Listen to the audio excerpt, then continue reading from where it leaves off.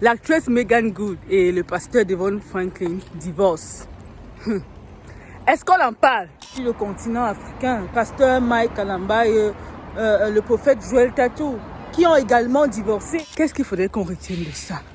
C'est quoi l'ingrédient pour un mariage réussi qui dure éternellement?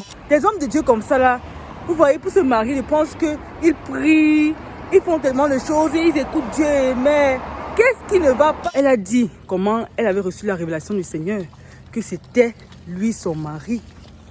Vous voyez, qu'est-ce qui se passe?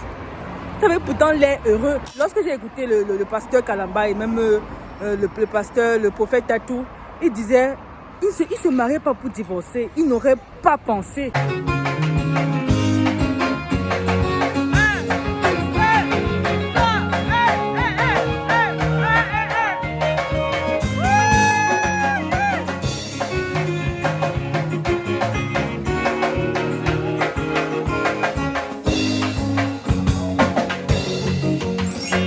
Hey les amis, comment vous allez?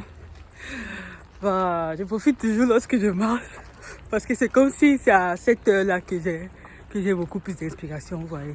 Meagan Good et le pasteur Devon Franklin, l'actrice Meagan Good, l'actrice Meagan Good et le pasteur Devon Franklin divorcent. Est-ce qu'on en parle? On commente ou on laisse? Ce n'est pas pour faire le japapé ou autre chose là, mais est-ce qu'on ne se pose pas des questions? Est-ce qu'on ne devrait pas se poser des questions? Parce qu'on dit souvent qu'au jour du malheur, c'est même pas qu'on dit souvent, la parole nous dit qu'au jour du malheur, réfléchis. Et ils n'ont pas présenté cela comme une chose malheureuse. Dans le message du pasteur, il disait comme quoi ils ont décidé que leur futur ne sera pas ensemble, mais leur amour demeure et va continuer à croître éternellement. Ok, il a dit clairement là-bas que voilà, c'est pas que quelqu'un a la faute ou quoi que ce soit, mais bon, ils sont assis, ils ont discuté et comprennent que voilà, leur avenir n'est pas ensemble en tant que mari et femme. Ça fait peur à des célibataires chrétiens. Je parle pas pour tout le monde, je parle pour moi. Est-ce qu'on ne devrait pas se poser des questions? Ouais, je sais que plusieurs vont venir cela dit, mais ils ne sont pas d'abord des modèles pour nous, machin, chose. Il n'y a pas de souci. Pour ceux qui ont lu leur livre, The Wait, ils ont fait tellement de choses ensemble, tellement de choses qui encourageaient la communauté chrétienne, ne serait-ce que même les Noirs américains. Vous voyez, c'est quelque chose d'extrêmement délicat. Le divorce. Vraiment, on peut s'interroger encore et encore et encore. C'est quoi le problème? Ok, on va dire, ce sont les Noirs américains. Chez eux, c'est un peu plus compliqué et tout ça. Mais voilà, on a nos pasteurs ici sur le continent africain. Pasteur Mike Kalamba et le prophète Joel Tatou, qui ont également divorcé. Il y en a plusieurs même qui restent dans des ménages où ils ne sont pas heureux. Pour qu'ils ne soient pas jugés par la société comme étant des personnes indignes et tout ça. Vous savez comment le mariage est sacré en Afrique et tout. Ils restent dans les ménages. J'en connais plusieurs qui, à la moindre occasion, voulaient tromper leur femme avec plusieurs sœurs que je connais. Oh là là. C'est quoi qui se passe exactement? Je crois qu'il y a assez de bruit ici quand même. C'est quoi qui se passe? Qu'est-ce qui se passe? Vous savez, pourtant l'air heureux. Vous savez, pourtant l'air joyeux, heureux ensemble. Il disait avoir reçu la révélation du Seigneur. Mais what is happening?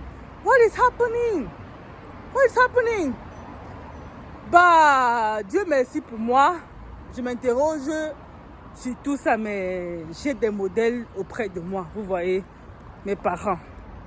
Mes parents, dans leur mariage, ils sont déjà à plus de 33 ans de mariage. Et ils sont encore là. C'est vrai qu'ils ont leurs problèmes comme tout autre couple. Mais je ne pense pas qu'ils ont un jour songé au divorce. Ils s'aiment comme ils sont. Et je les salue d'ailleurs. Eux, au moins pour moi, ils sont mes modèles, vous voyez. Moi, je ne cherche pas ailleurs. Je ne cherche vraiment pas ailleurs. Ils sont mes modèles en cette matière. Et franchement, Je rends grâce à Dieu pour ça parce que j'ai quand même quelque chose sur lequel m'appuyer. Mais pour ceux qui ne l'ont pas, donc, pour ceux qui ne l'ont pas, est-ce que ces personnes se mariaient pour divorcer? Qu'est-ce qui n'a pas marché? Lorsque j'ai écouté le pasteur Kalamba et même le pasteur, le prophète Tatou, il disait, ils se mariaient pas pour divorcer. Ils n'auraient pas pensé.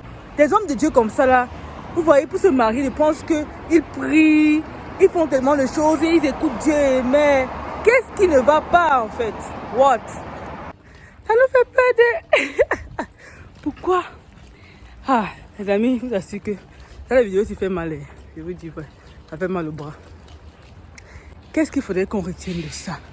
C'est quoi l'ingrédient pour un mariage réussi qui dure éternellement? C'est quoi exactement? Parce que ça va faire... Ça devait faire il y a presque 10 ans qu'ils sont mariés. J'ai d'abord vu la nouvelle sur Beach, je me suis dit que, hey, est-ce que c'est vrai? Est-ce que cette histoire est vraie? Bon, j'arrive là où il y a moins de bruit pour continuer. Rassurez-vous, je ne viens pas ici faire l'experte en mariage. Vous dire que non, ils auraient dû faire ça, ils auraient dû faire ça. Je n'ai jamais été mariée, maman. Pardon, je parle d'un point de vue purement célibataire chrétien parce qu'il s'agissait de deux chrétiens. Peu importe ce que d'autres pensent, franchement, elle faisait ça, elle faisait ci dans ses films, elle s'habillait ça. Dieu regarde le cœur. Et je pense que dans son cœur, nous savons tous. Bah, bref, passons. Mais je dis, est-ce qu'on ne devrait pas s'interroger? Est-ce qu'on ne devrait pas s'interroger pour nous-mêmes et se dire, c'est quoi exactement l'ingrédient pour un mariage réussi qui dure? Ces deux personnes réfléchissent, ces deux personnes qui ont pesé le pour et le contre. Et le contre, c'est pas, à mon avis, une décision sur un coup de tête. Il s'agit d'un pasteur, il s'agit d'une actrice qui sont mis ensemble, sachant toutes leurs différences, sachant tout ce qui pouvait les tenir à l'écart l'un de l'autre. Et puis, elle a dit comment elle avait reçu la révélation du Seigneur, que c'était lui son mari. Vous voyez? Donc, est-ce que le Seigneur a dit Marie simplement pour 10 ans? Qu'est-ce qui se passe? Est-ce qu'on ne devrait plus croire aux révélations? Est-ce que Dieu a menti? Est-ce que Dieu n'a pas l'intention que le mariage dure toute la vie? What's going on here? J'ai pas lu le livre, mais j'ai beaucoup entendu parler de ça. Et ça a encouragé beaucoup de personnes à attendre jusqu'au mariage avant d'avoir des rapports sexuels et tout ça. Oh, les amis, je vois que la nouvelle est parue. Je sais pas si c'était hier ou aujourd'hui. En tout cas, c'est aujourd'hui que j'ai vu. Ah, je crois qu'il y avait bruit ici. Attendez, je marche un peu plus. Sous le post de BET, j'ai vu plein de commentaires désobligeants là-bas, comme d'habitude. Vous savez, plusieurs disaient, ah, je les voyais vraiment pas ensemble. Vraiment, leur profession ne collait pas. Franchement. Et est-ce que ça ne donne pas raison à tous ceux qui prédisaient un mauvais futur ou bien pas une longueur dans le temps à leur union? Oh, ici là, je ne vais pas répondre à des questions. Moi, simplement, je suis en train d'interroger en fait, en tant que juriste, en tant que passionné des relations humaines, en tant que tout ce que vous savez. On se pose simplement des questions. Qu'est-ce que vous en pensez en fait? Qu'est-ce que ça enseigne à quelqu'un? Qu'est-ce que ça vous enseigne? Toi célibataire, toi marié, je sais pas. Comment est-ce que là tu vous perçois la chose? Oh là là, est-ce qu'on pourrait en discuter un peu? Ouh. Ah, je me pose des questions. Ah, ok. Les gars, tout ça pousse quand même à la réflexion. Tout ça pousse sérieusement à la réflexion. Et je pense que pour ceux qui ne sont pas encore mariés comme nous autres, voilà, on a encore le temps, la possibilité, franchement, de se remettre en question et de se dire, est-ce que je suis sur la bonne voie? Qu'est-ce que je planifie? Parce que je fais même une pause pour dire, souvent on dit que voilà, que l'argent est un problème dans le couple. C'est ça qui peut, l'argent, l'abus et tout ça. Mais ces deux-là, je pense pas qu'il y avait un qui était abusé dans les deux. Ou bien on ne nous montrait pas ça sur Instagram. Je pense pas qu'ils ont un problème d'argent. Les deux-là, avec leur activité et tout ce qu'ils font. Bref, on pourrait faire des suppositions comme ça. Mais ça pousse des célibataires à se poser des questions et à bien réfléchir. Ok. Bon. Moi, je vais prendre la chose que j'ai oubliée ici. Quelles sont donc les questions que vous vous posez? Quelles sont les questions qui viennent dans votre esprit lorsque vous entendez une telle chose? Ils avaient reçu la révélation. Ils avaient reçu la révélation, like seriously. Est-ce qu'à part les je t'aime que l'on dit et tout ça, tu es tout pour moi, tu es ceci, tu es mon cela, tu es mon cela, ils devaient rajouter quelque chose?